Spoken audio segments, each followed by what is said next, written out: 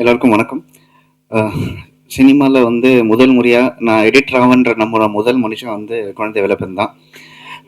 நான் அஸ்டண்டாக இருக்கும்போது அவனும் அஸ்டண்டாக இருக்கும்போது நான் என்னைக்கு படம் பண்ணாலும் நீ தான் எடிட்டர்னு சொல்லி அன்னைக்கு வந்து ஒரு 200 காசு கொடுத்தேன், அட்வான்ஸ் கொடுத்தது வந்து குழந்தை வேலப்பன். ஸோ அன்னிலேருந்து கிட்டத்தட்ட ஒரு 20 வருஷம் ட்ராவல் பண்ணிட்டு இருக்கோம் ஒன்றா. அவனோட எல்லா ஃபெயிலியர் சக்ஸஸ் அவனோட லைஃப்பில் எல்லாத்துலையும் நான் இருந்திருக்கோம். அவனுக்கும் எனக்கும் அவ்வளோ பெரிய பாண்டிங், எனக்கும் அவனுக்கும் எதுவாக இருந்தாலும் நாங்கள் 2 பேரும் ஷேர் பண்ணிப்போம். ஸோ ஒரு ஃபஸ்ட்டு படம் 2 படம் பண்ணி முடிச்ச அப்புறம் 2 படமுக்கும் ஒரு வந்த ரிசல்ட் நமக்கு சாதகமாக இல்லைன்னா 3ஆவதா பண்ணும்போது ரொம்ப ஜாக்கிரதையாக பண்ணணும். அது பெருசாக பேங்காக பண்ணணும்னு சொல்லி எப்பவுமே நாங்கள் பேசிகிட்டு இருப்போம். எதனோ புதுசாக பண்ணணும் அப்படின்னு சொல்லிட்டு இருக்கும்போது திடீர்னு ஒரு நாள் ஃபோன் பண்ணி, மச்சான் உண்மையிலேயே ஒரு புதுசாக ஒன்று பண்ண போகிறேன்னு சொல்லி வெர்டிகல் ஃபிலிமில் பண்ண போகிறேன் அப்படின்னா. பட் எனக்கு அவ்வளோ பேர் நான் இது இல்லை, அந்த நம்பிக்கை இல்லை. பட் ஸ்கிரிப்ட் கொடுத்த அப்புறம் நான் நம்பினேன். ஓகே, இந்த படம் வந்து வெர்டிகலாலும் பண்ணாலுமே நல்லா இருக்கும் அப்படின்னு சொல்லி நான் நம்ப ஆரம்பித்தேன்.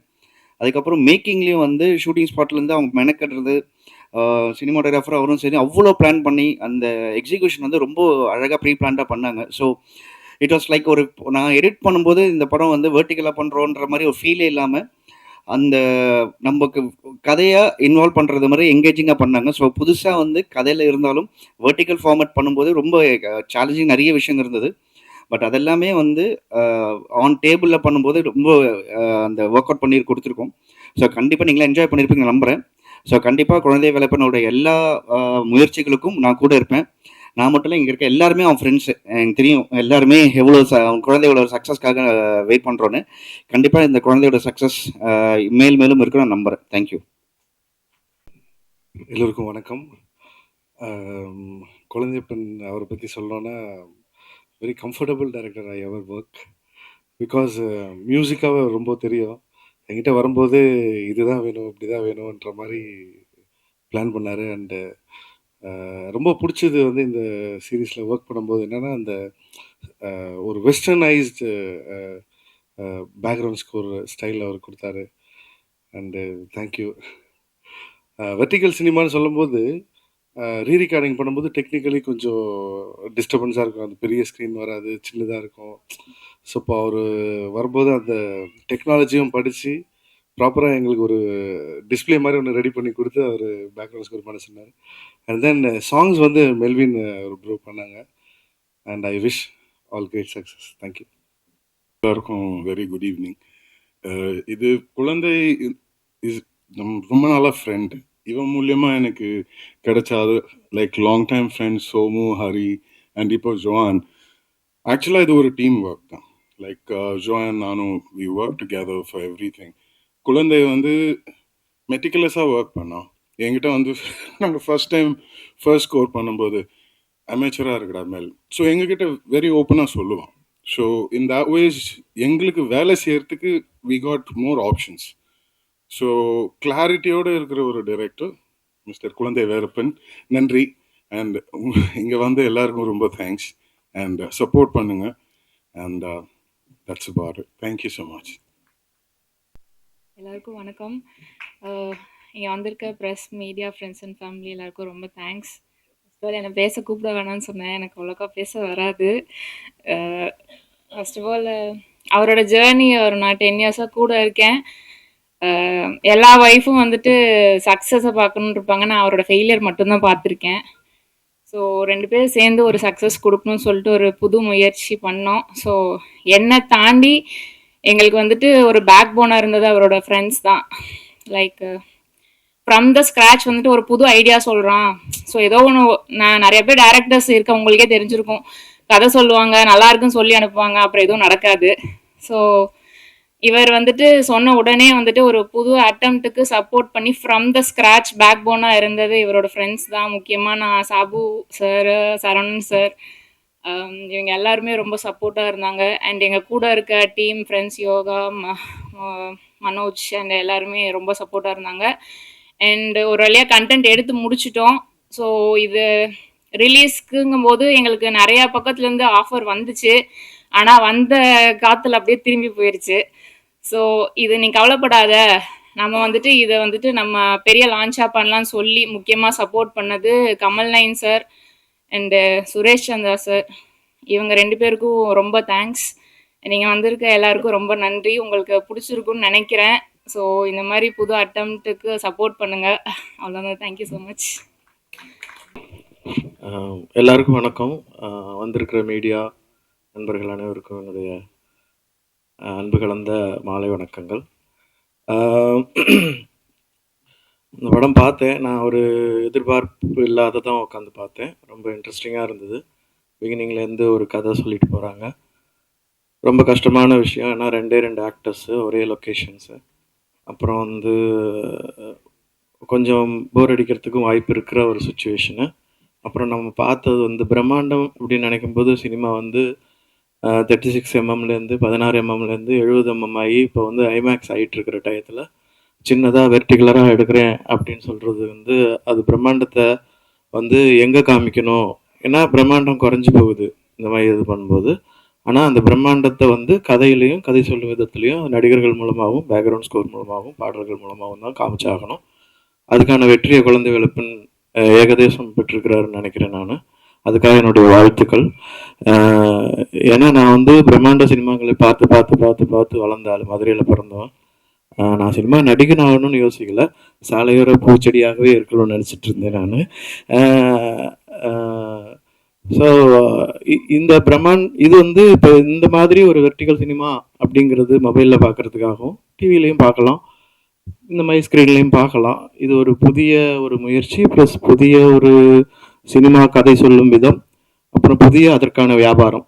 ஏன்னா எல்லா இடத்துலையும் வியாபாரம் இருக்குது. நான் காசு போடுறவங்களுக்கு திரும்ப காசு கிடைச்சாதான் அடுத்தடுத்த படம் எடுப்பாங்க. ஸோ இந்த புதிய முயற்சிக்கும் இதில் துணை இருந்த எல்லாருக்கும் ரொம்ப நன்றி தெரிவிச்சுக்கிறேன். நான் எப்படி பார்க்குறேன் அப்படின்னா, வெற்றி தோல்விகளை எப்படி பார்க்குறேன் அப்படின்னா, நான் வந்து அந்த பக்கமே போகிறதில்ல. ஏன்னா ஆர்ட்டில் வந்து வெற்றி தோல்விங்கிறது கிடையாது, முயற்சி மட்டுமே இருக்கிறது.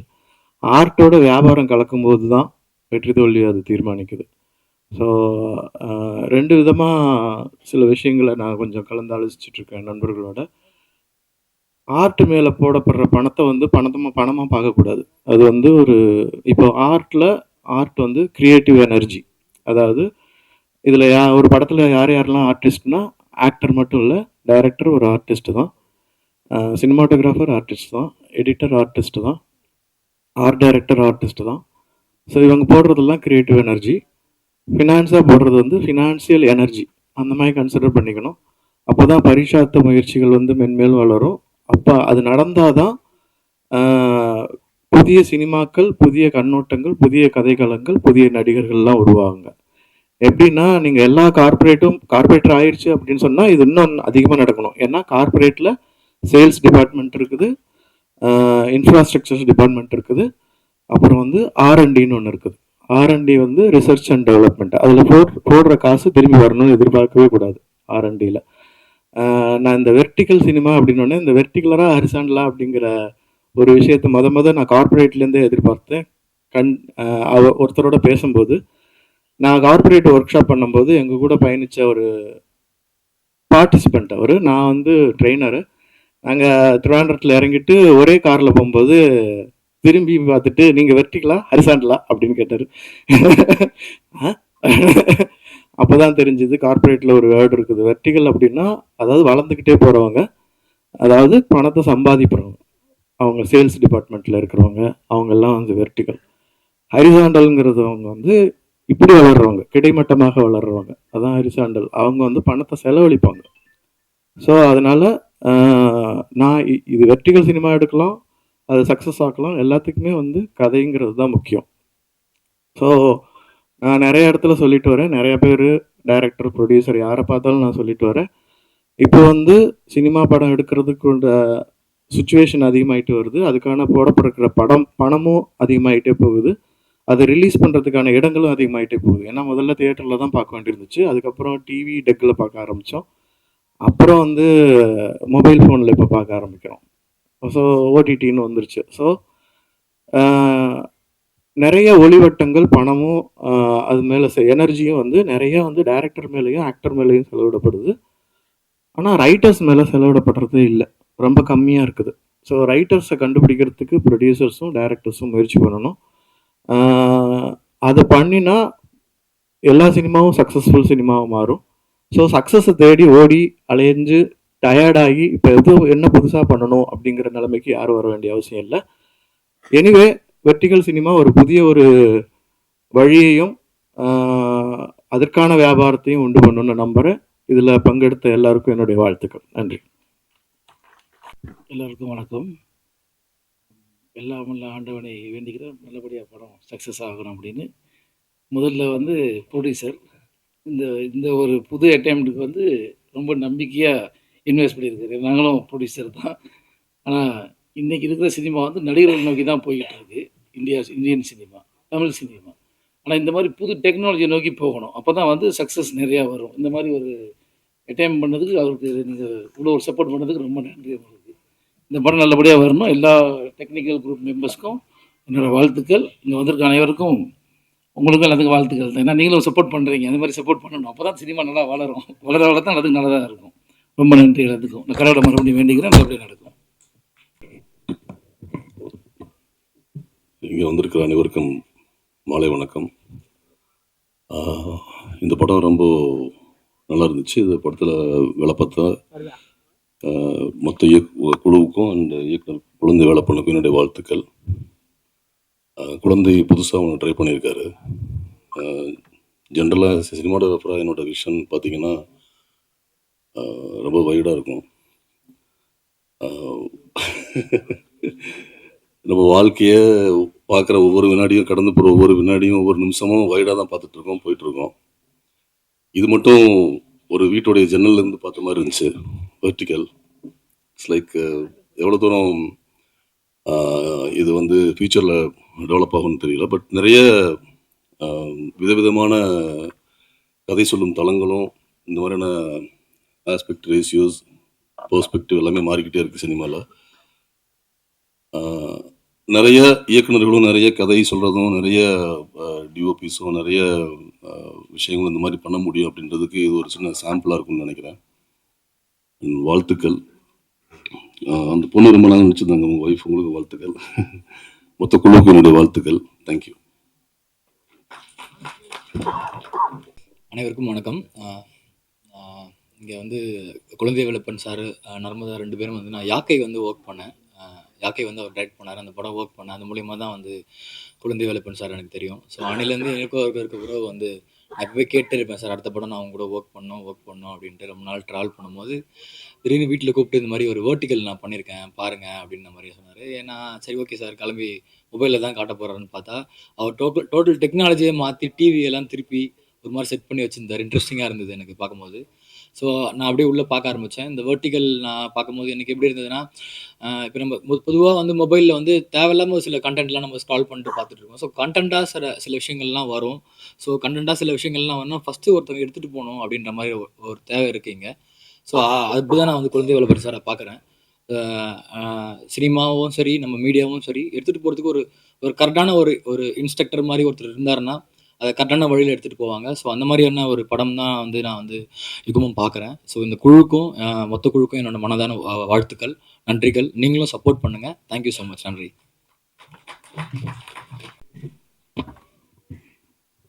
வணக்கம் எல்லாருக்கும்.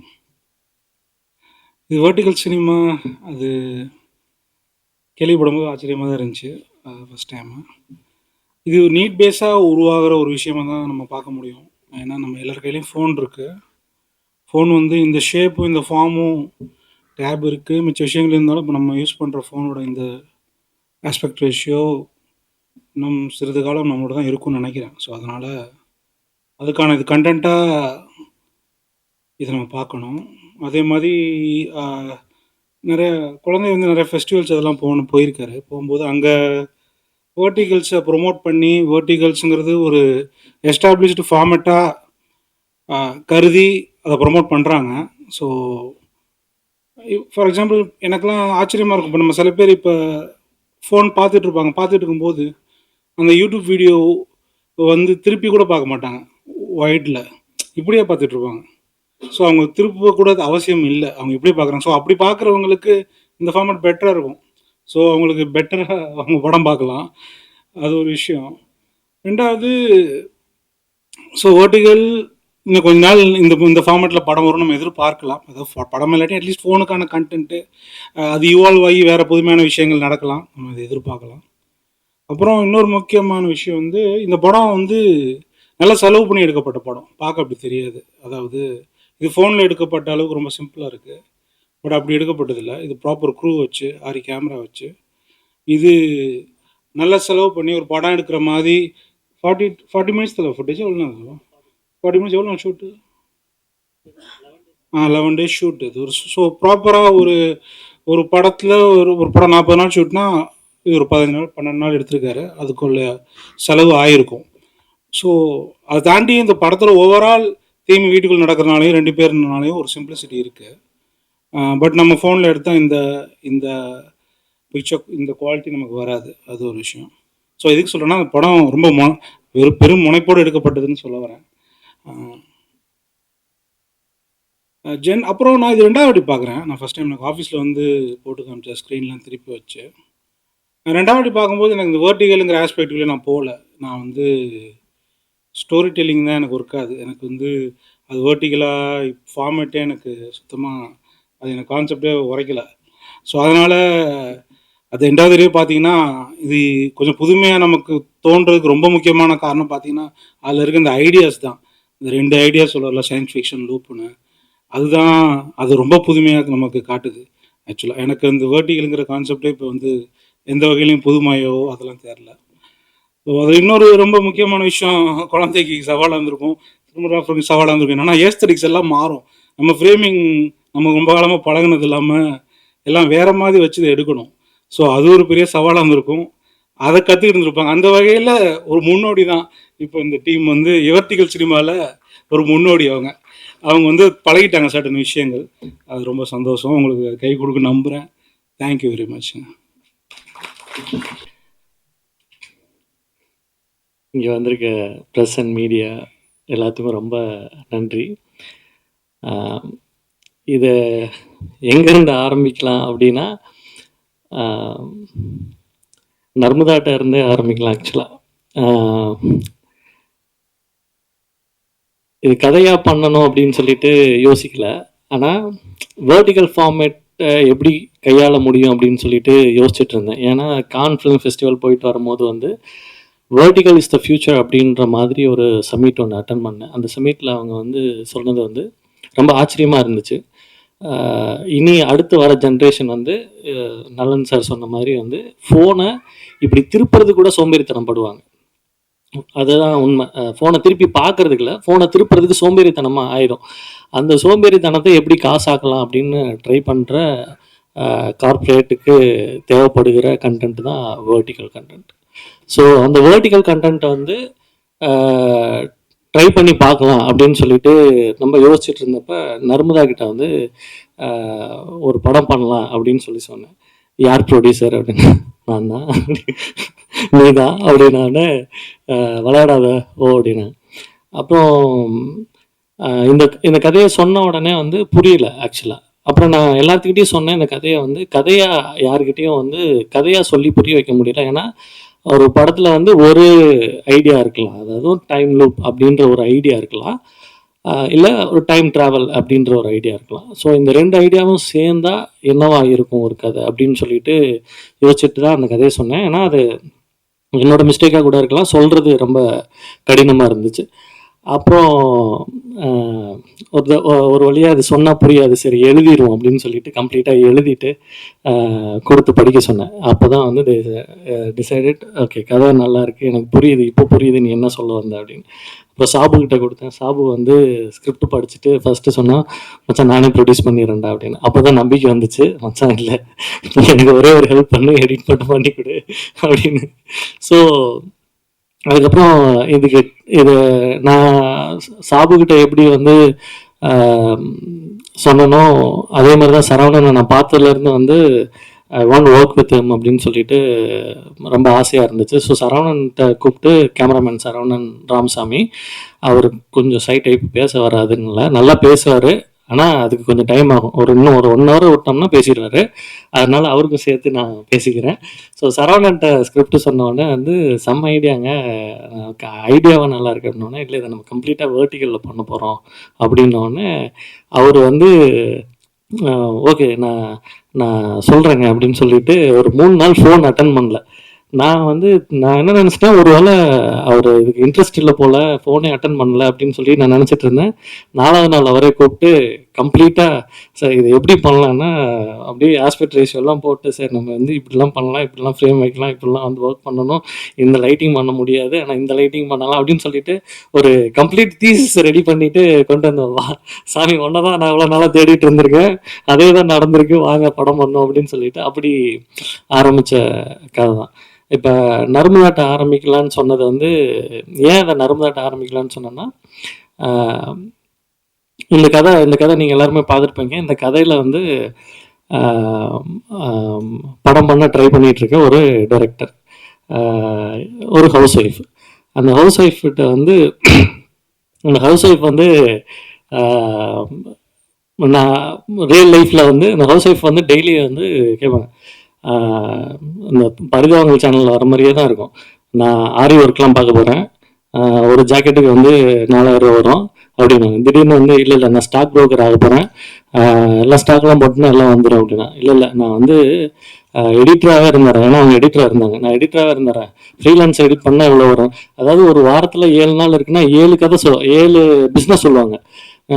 ஒரு ஒரு ஒரு கட்டத்தில் திரும்பவும் வந்து அவங்களே வந்து, உனக்கு எத்தனை வருஷமா நீ கூட, நான் 6-7 வருஷமா, எனக்கு என்ன வரும்னு உனக்கு தெரியாது அப்படின்னா, இல்லை சார் நர்மி சீரியஸாக அதை தான் நானும் யோசிச்சுட்ருக்கேன், நீ டெய்லி ஒன்று சொல்லிட்டு இருக்க, என்ன வரும்னு எனக்கும் தெரிய மாட்டேங்குது அப்படின்னு சொல்லிட்டு அந்த காலத்தை அப்படியே நிப்பாட்டிட்டு அப்படியே யோசிச்சு பார்த்தேன்.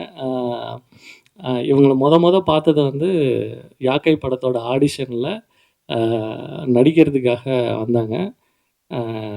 நான் ஆடிஷன் பண்ண அன்னைக்கே டிசைட் பண்ணேன் இவங்க என் படத்தில் நடிக்கணும்னு. இவங்கள வந்து மொத ஃபிலிமில் கேமராவில் நான் பார்த்த உடனே டிசைட் பண்ணிட்டேன். சில விஷயம் சொல்லல இவங்க தான் அப்படின்னு, அந்த மாதிரி அவங்கள ஃப்ரேமில் பார்த்த உடனே முடிவு பண்ணிட்டேன் இவங்க தான் என்னோடய மனைவி அப்படின்னு சொல்லிட்டு. அதுக்காக பல வருஷம் காத்திருந்தேன், அந்த கதையில் அப்புறமேல் பேசலாம். ஆனால்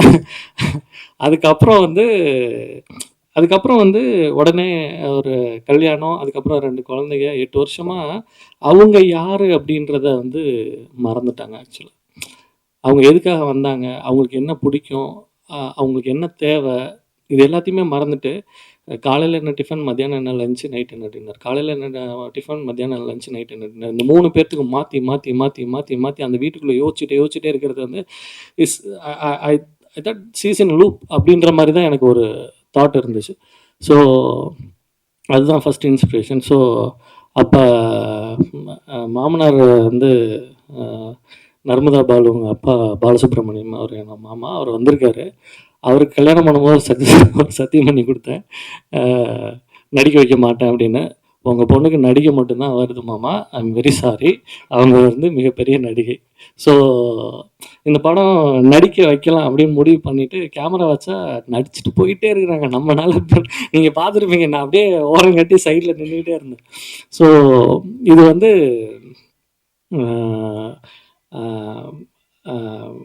ஏன்னா அந்த படத்தில் பார்த்திங்கன்னா ஒரு ஒரு ஒரு ஒரு இடத்துல வந்து அந்த பொண்ணு அந்த வீட்டை விட்டு போயிட்டா ஒரு பிரச்சனையுமே இல்லையே. அந்த பொண்ணு லூப்பில் மாட்டியிருக்கா, அந்த வீட்டுக்குள்ளேயே தான் மாட்டிகிட்டு இருக்கா. அந்த பொண்ணு அந்த வீட்டை விட்டு போயிட்டா தெர் இஸ் நோ இஷ்யூ இல்லையா. ஆனால் அவங்க ஏன் வீட்டை விட்டு போகல, ஏன்னா அந்த இடம் தான் வந்து அந்த இடம் தான் வந்து எல்லா ஆண்களும் எடுத்துக்கக்கூடிய மிகப்பெரிய அட்வான்டேஜ். ஏன்னா சீசன் லவ், அது வந்து அவளை எந்த இடத்துலையா இருந்தாலும் இந்த பிரச்சனையிலேருந்து நான் வீட்டை விட்டு போயிட்டா திரும்ப வந்து அவன் இருக்க மாட்டான் அந்த லைஃப்பில். ஸோ அது ரொம்ப முக்கியம். அதனால் அதுதான் எனக்கு வந்து அடிஷ்னல் கோராக தெரிஞ்சிச்சு. Okay, detailing and love. So அந்த லவ்க்குள்ளே இருக்கக்கூடிய பிரச்சனைகளை எப்படி ஒரு வீட்டுக்குள்ளேயே அணுக முடியும் அப்படின்னு சொல்லி யோசிச்சுட்டு கையாண்ட விதம் தான் யுகம்.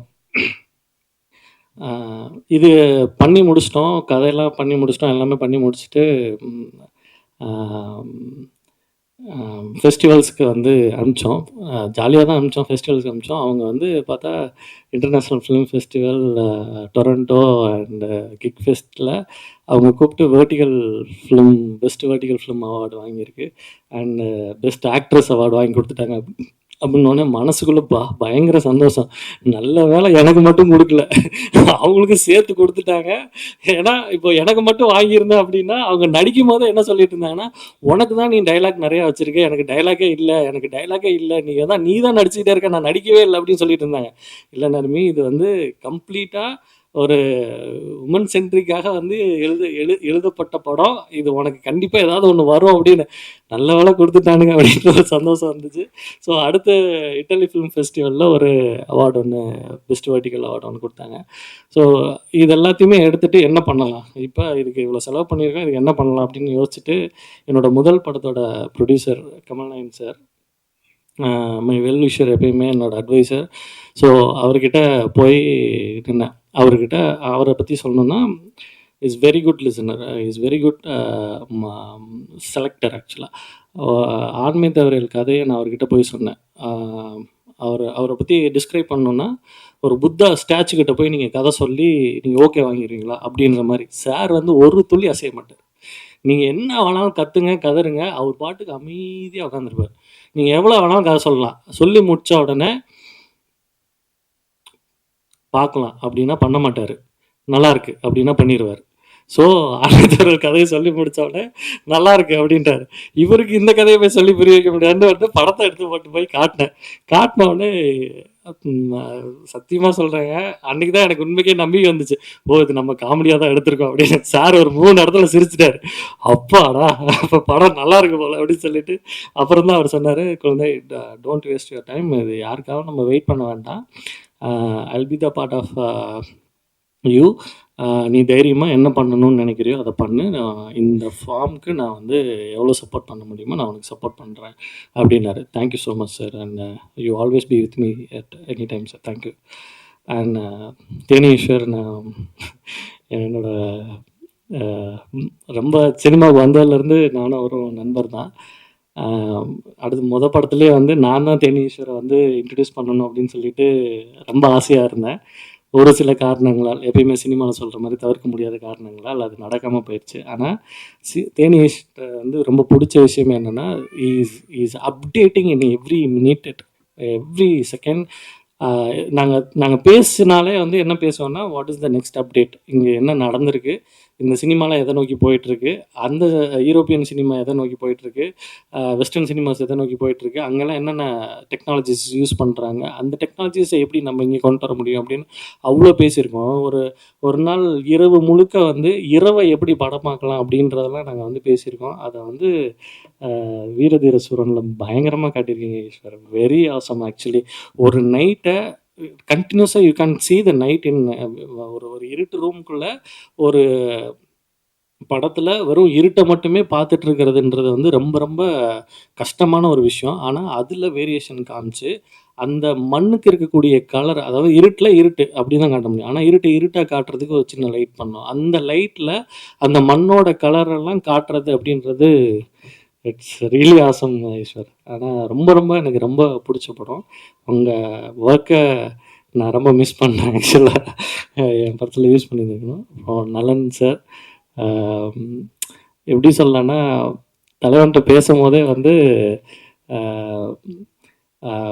எந்த விதமான முன்னேற்பாடுகளும் இல்லாமல், எந்த விதமான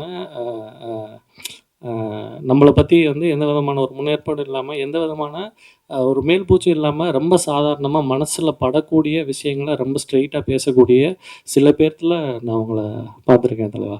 யூஆர் ஆல்வேஸ் லவ் யூ ஆக்சுவலாக.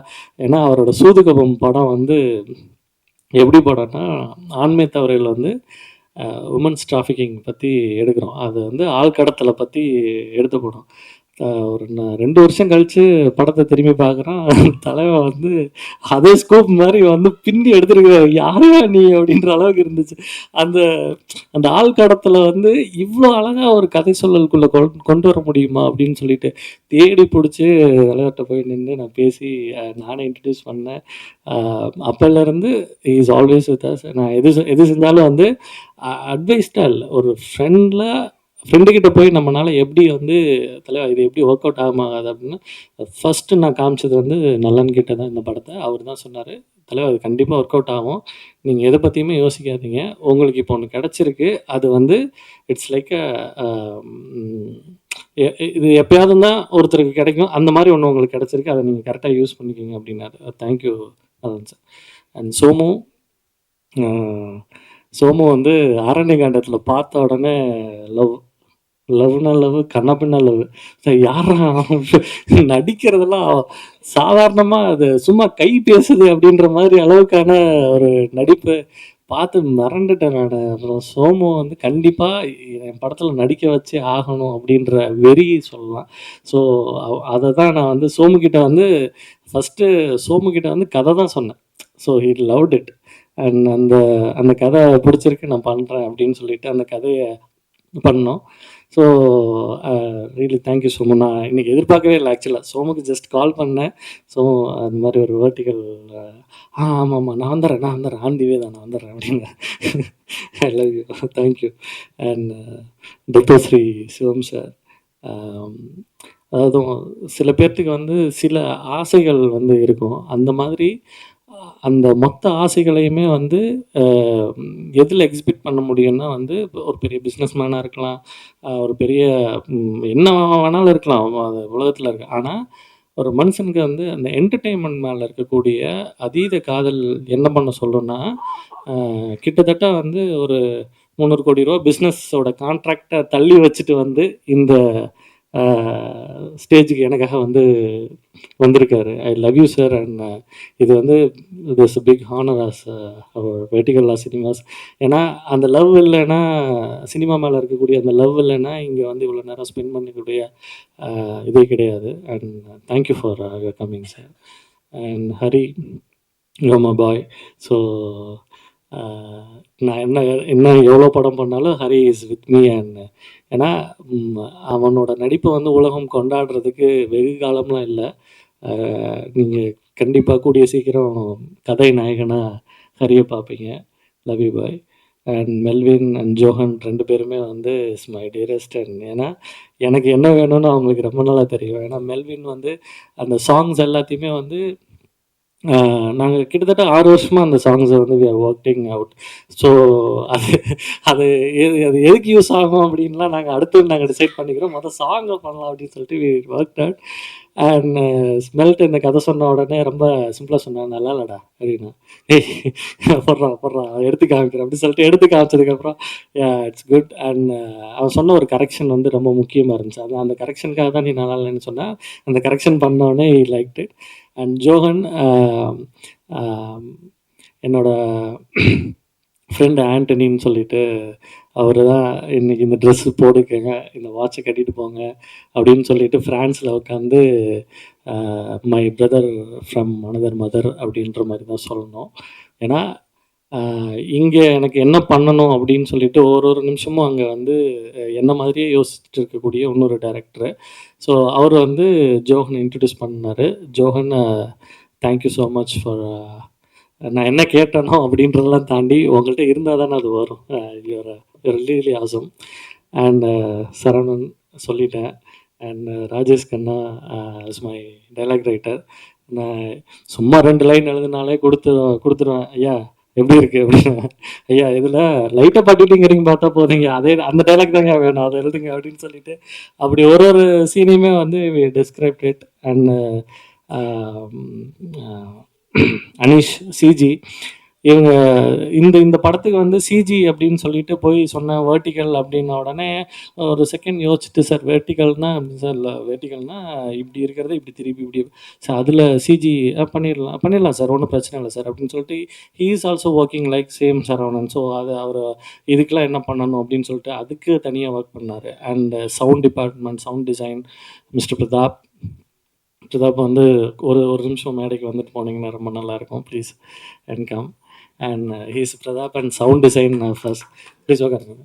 அந்த சவுண்ட் டிசைனை வந்து பிரதாப் தான் பண்ணார். ஏன்னா இது வந்து ரொம்ப லார்ஜர் தென் லைஃப்பை காமிக்கிறது வந்து எந்த இடத்துல காட்ட முடியும்னா, ஒன்று கேமராவோட பெர்ஸ்பெக்டிவ், ரெண்டாவது வந்து அண்ட் சவுண்டில் தான் காட்ட முடியும். ஸோ அப்போ இது வந்து ஒரு பாஸ்போர்ட் சைஸ் ஃபோட்டோ மாதிரி தான்.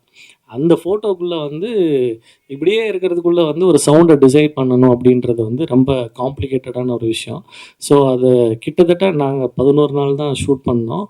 ஒரு 15 நாள் எடிட் பண்ணோம். But Pratap take almost 35 days to design the sound because he want every second வந்து ஹோல்டு பண்ணணும். இது வந்து சாதாரண படம்னு நினச்சிட்டு யாரும் எந்திரிச்சிடக்கூடாது, திருப்பிடக்கூடாது, தலையை வந்து திருப்பிடக்கூடாது. ஸோ அப்போ அந்த சவுண்டு வந்து இப்போ ஒரு டோர் திறக்குதுன்னா, ஒரு ஒரு லாங் டோர் திறக்குதுன்னா அப்படின்னு ஒரு ஒரு ஒரு சின்ன ஸ்வைப் கொடுப்போம் கேமராவில். ஆனால் அதெல்லாம் இல்லாமையே அதை வந்து சவுண்ட்குள்ளே வந்து கொண்டு வரதுக்கு வந்து அவ்வளோ மெனக்கெட்டார். I know he is very very hard work. Thank you Pratap and your work. அப்புறம் சாபு அண்ட் எடிட்டிங் வந்து இதோட எடிட்டிங் வந்து சேலஞ்சிங்காக இருக்கும் அப்படின்னு சொல்லிட்டு ஃப்ரம் த டே ஒன்லேயே வந்து ஸ்கிரிப்ட் படிக்கும் போதே சொல்லிட்டாரு. ஏன் இது வந்து சேலஞ்சிங்காக இருக்கும் அப்படின்னா வெர்டிகல். ஸோ இந்த வெர்டிகலில் நீங்கள் இப்படி இருந்து இவ்வளோதான் இந்த போடியம் தான் இதுனா நீங்கள் ஜஸ்ட் இப்படி நகர்ந்தாலே போதும், you just frame out. So அப்போ இந்த சைஸ்குள்ளே நடிக்கிறதுன்றது வந்து ரொம்ப காம்ப்ளிகேட்டட். ஆனால் ஜஸ்ட் அவுட் அப்படின்னு நீங்கள் சும்மா ஒரு அவுட் கொடுத்தீங்கன்னா அடுத்து திரும்ப இன் வந்து கொடுக்கவே முடியாது. அது வந்து எடிட்டிங்கில் ரொம்ப கஷ்டம். அப்போ அதுக்கு வந்து முன்னாடியே he's cause on me and இது இப்படி அடுத்த ஷாட் நீ கட் பண்ணோன்னா we have to go for one long shot and அதுக்கப்புறம் தான் நம்ம வந்து திரும்ப இன்னொரு க்ளோஸ் போக முடியும். அந்த க்ளோஸ் டு க்ளோஸ் வந்து நம்மளால் வந்து இது மாதிரி கட் பண்ண முடியாது அப்படின்னு. ஸோ அதெல்லாம் மைண்டில் வச்சுட்டு அண்ட் ஏன்னா இதுதான் என்னோட ஐடியா அப்படின்னு சொன்னதுக்கப்புறம் இந்த மொத்த டீமும் வந்து அதுக்காக போட்ட எஃபோர்ட் இருக்குல்ல, அதுதான் எனக்கு ரொம்ப ரொம்ப பிரமிப்பாக இருந்துச்சு. இந்த இந்த இது இது வந்து தனி ஒரு மனிதனோட கனவாக இருந்தாலுமே இவ்வளோ பேர்த்தோட உழைப்பு தான் வந்து இப்போ நீங்கள் பார்த்த படத்தோட அவுட்புட். ஸோ இது ஹோப்ஃபுல்லி உங்களுக்கு பிடிச்சிருக்கும் அப்படின்னு நான் நம்புகிறேன். அண்ட் இது வெர்டிகல் லா சினிமாஸ் அப்படின்னு சொல்லிட்டு ஒரு கம்பெனி ஒன்று ஆரம்பிச்சிருக்கோம். அந்த கம்பெனியில் கண்டினியூஸாக வந்து வெர்டிகல் ப்ரொடக்ஷன்ஸ் வந்து பண்ணலாம் அப்படின்னு சொல்லிட்டு ஒரு முடிவு பண்ணியிருக்கோம். அதுக்கு கமல் சார் வந்து சப்போர்ட் பண்ணுறேன் அப்படின்னு இருக்காரு. அதில் நான் மட்டும் படம் பண்ணுறதா இல்லை, யார் நல்ல கதைகள் கொண்டு வந்தாலும் அவங்களோட கதைகளும் பரிசீலனைக்கு அடிப்படையில் தேர்ந்தெடுக்கப்பட்டு அதை ப்ரொடியூஸ் செய்யப்படும். இந்தியாவில் first vertical international film festival ஒன்று கண்டக்ட் பண்ணலாம் அப்படின்னு சொல்லிட்டு முடிவு பண்ணியிருக்கோம். அதுக்கான முயற்சிகளும் நடந்து கொண்டிருக்கிறது. அண்ட் எனக்காக பெங்களூர்லேருந்து ராஜா சங்கீதம் அவர் தான் வந்து last speaker. And thank you for your every thing to being here and love you all.